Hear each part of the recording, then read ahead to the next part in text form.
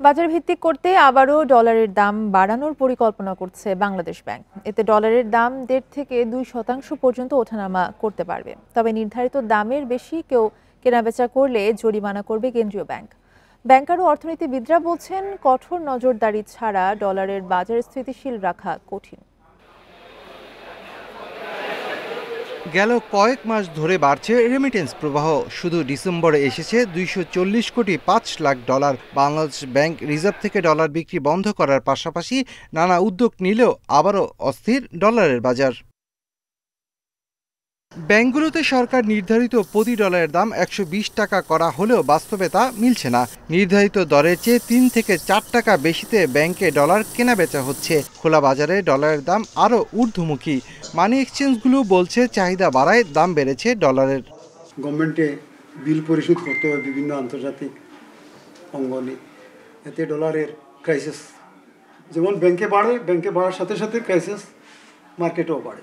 অনেকে সময়টা মূল্যায়ন করতে চায় না, শর্টকাটে নিয়ে করতে চায়।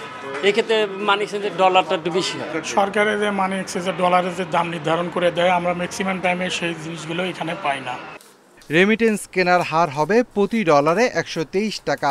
তবে রেমিটেন্স ও রপ্তানি আয়ের বিনিময় হার একই হবে। মুদ্রার বিনিময় হার নির্ধারণে কুলিং পেগ ব্যবস্থা চালুর প্রায় ৭ মাস পর টাকার বিপরীতে আবারও ডলারের দাম বাড়ানোর পরিকল্পনা করছে বাংলাদেশ ব্যাংক।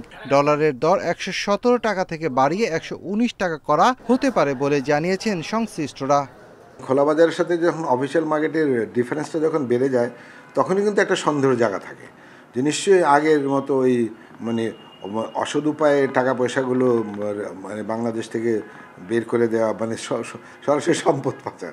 ইম্পোর্ট পেমেন্ট বা অন্য কোনো কারণে এক্সচেঞ্জ হাউসকে অতি রেট ১২৩, ২৪, ২৫, ২৭, ২৮ পর্যন্ত দিয়ে ডলার আনে। আমার মনে হয় ব্যাংকগুলোর এই প্রবণতাটা রোধ করা উচিত।